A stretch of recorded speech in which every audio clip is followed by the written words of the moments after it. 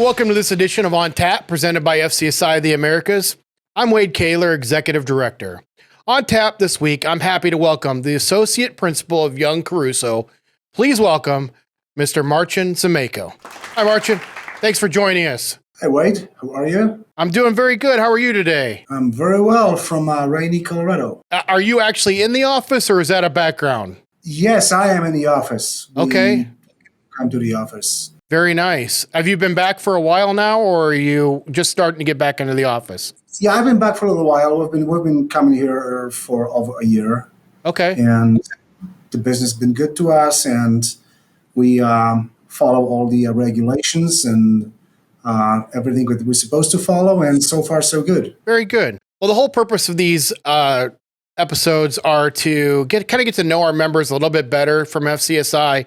So I always like to start off with getting to know somebody a little bit better. So tell me a little bit about your background. How did you get your start in food service consulting, and where you ended up with YoungCaruso?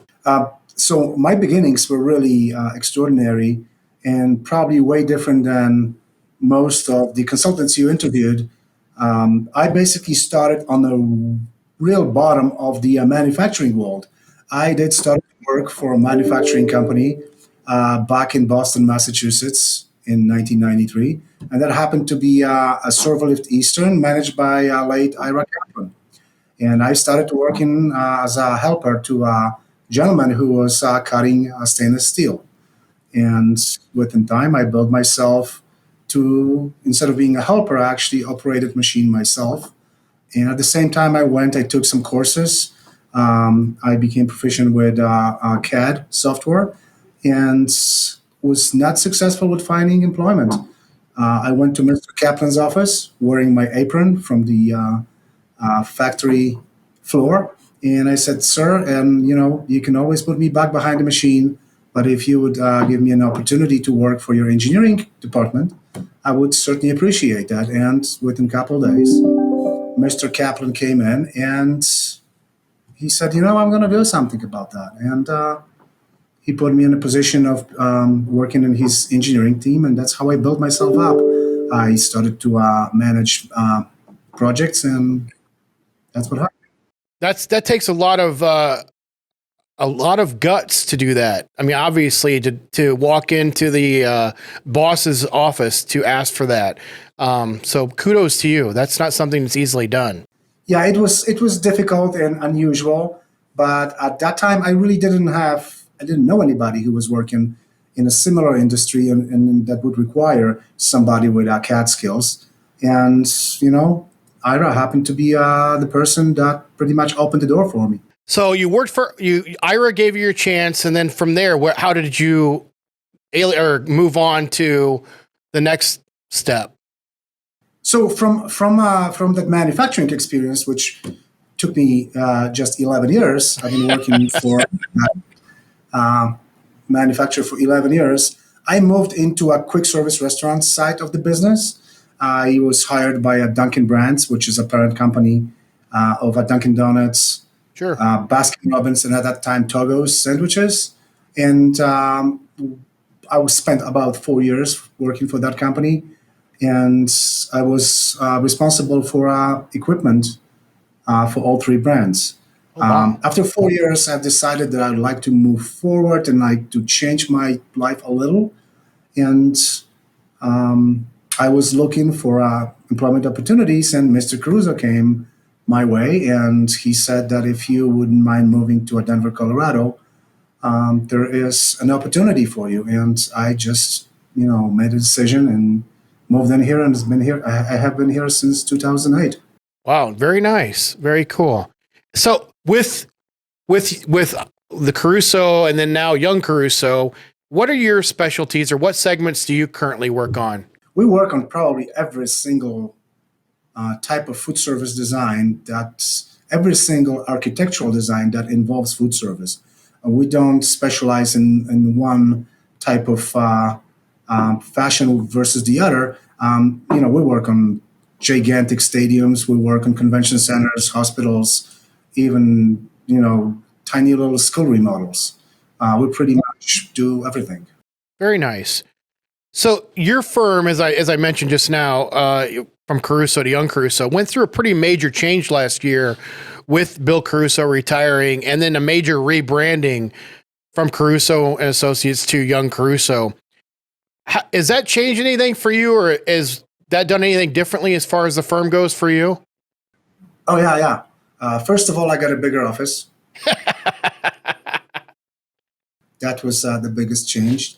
And no, really, Bill and I, we became more like a friends rather than employer-employee relation. And we still keep in touch and we talk. And he went to his well-deserved retirement.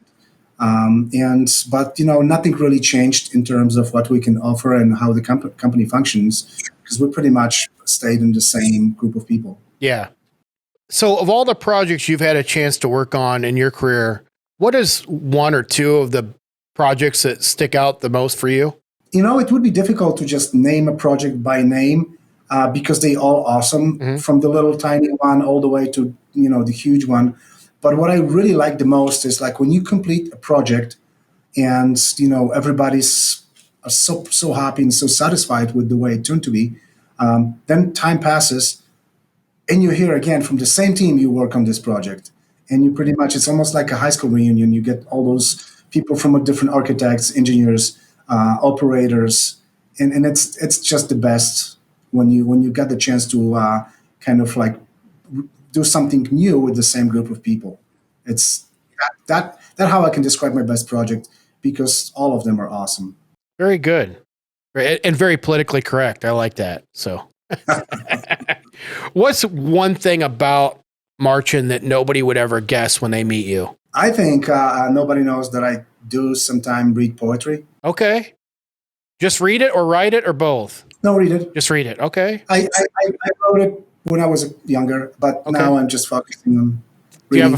Do you have a favorite author or no? Or do you like everybody? It comes in phases at this moment, maybe Robert Frost. Has there been a point in your career where you've done something, made a mistake, or done a screw up that you can talk about? And if you have, what did you learn from that? Well, in my previous life, I had an opportunity to introduce what my corporate employer was trying to promote as a part of restaurant development.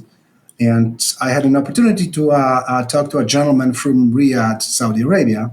I was basically trying to introduce this new oven that we were rolling out with the chain.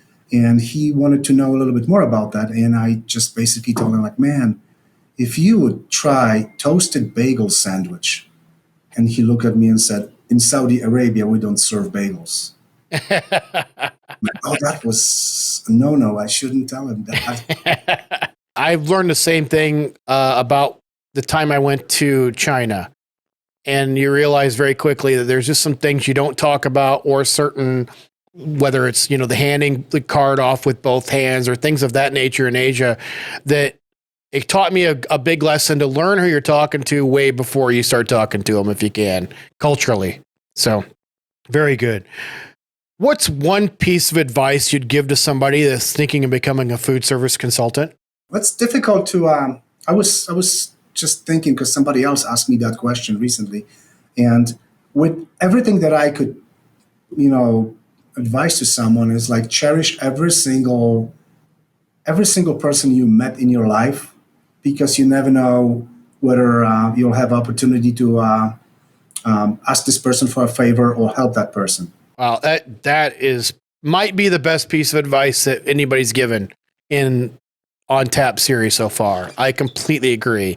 I would not be executive director of FCSI if it weren't for keeping those relationships open when I got my first association management job. So it all came full circle. But if it wasn't for reaching out to everybody that I knew, and at that point, Scott Legg was looking for somebody to come back to FCSI to work on something, then I don't know that I would be where I'm at today. So that's a great piece of advice, to never burn bridges. You just don't know, especially in the hospitality industry, you don't really know where the next person's going to come from. That's a great one. Do you have any personal quote you live by or professional mantra? One thing that I try to go by is the fact that you shouldn't lose your sleep over the things you have no control of. Anything can happen in the world, anything can happen at work. Don't lose your sleep over stuff you can't control. Very good. What are 3 things that either your friends or your family would say to describe who you are?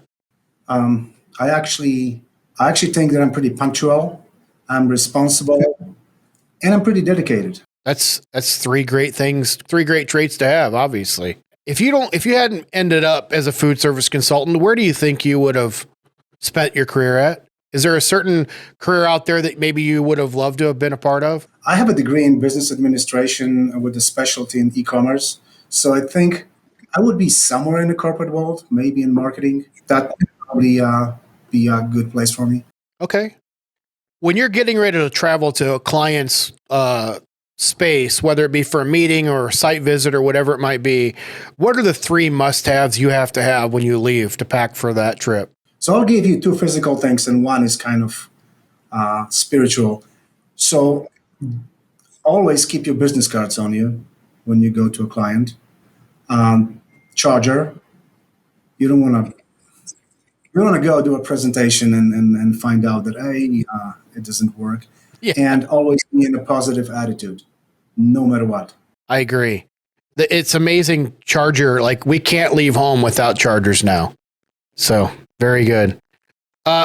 We all come across mental roadblocks once in a while, whether it's a design block or writer's block or whatever it might be. Do you have any tips or tricks that you use to break through that block? There's always, anytime I face some type of crisis, anytime something happens that puts me in a really difficult position, it's very difficult to get out of this initially, like right away, because it's depressing. But there's always a way out of trouble or problem. Always look at the resources that are available for you, whether it's like within your own experiences or whether people that might have experienced something similar. And finally, when you assess the damage, just try to fix it. Definitely don't postpone, don't procrastinate. Well, Marcin, that's all the formal questions I've got for you today. But before I let you go, I want to have a little bit of fun with you. So I've got a set of would you rather questions, and I'll just read through these and we'll see where your mental state falls into on this one. Would you rather tell bad knock-knock jokes to everyone you meet or talk about yourself in third person for the rest of your life? Well, the third person is tempting, but it reminds me of that character from Seinfeld, Jimmy. So I would go with a knock-knock joke. Wade likes that. Would you rather be famous as a comedian or famous as a musician? Oh, musician for sure. Vacation in a luxury penthouse or the remote wilderness? Ah, good one. Remote. Would you rather ride the scariest roller coaster in the world or bungee jump off the tallest bridge in the world? I did skydiving in my life, so probably a roller coaster would be my choice. I think I'm going to know the answer to the next one, but eat a bowl full of jelly beans or a bowl full of Skittles? Oh, yeah, you do not. You know that. Skittles, for sure. Would you rather know all the secrets to the space or all the secrets of the ocean? Space. Would you rather never do laundry again or never have to do dishes again? Don't like dishes, so no dishes. Would you rather eat the most expensive dessert in the world or drink the most expensive champagne in the world? That would be a champagne. Would you rather be more technologically inclined or better with people? I would choose better with people. Would you rather give up coffee or soda for a year or go without brushing your teeth for a year? Oh, definitely soda and coffee. I would just give up. Not brushing teeth is not something I would go for. No, I completely agree. It kind of grosses me out to even ask the question. Would you rather fight 3 half-size clones of yourself or 1 full-size clone of yourself? 1 full-size clone of myself. All right. Well, that's all I've got for you today, Marcin. How can people find out more about you and YoungCaruso? Well, definitely at YoungCaruso.com. And we do have our social media account, which is on LinkedIn. And they could call us here in the office and email us. We are out there. Thank you very much. Well, that wraps up this edition of On Tap, presented by FCSI the Americas. A huge thank you to Marcin for joining us today. We couldn't do this without members like you. So if you enjoyed today's episode, make sure to subscribe to the show wherever you find your favorite podcasts, and make sure to turn on those notifications so you don't miss out on any future episodes. But until then, cheers.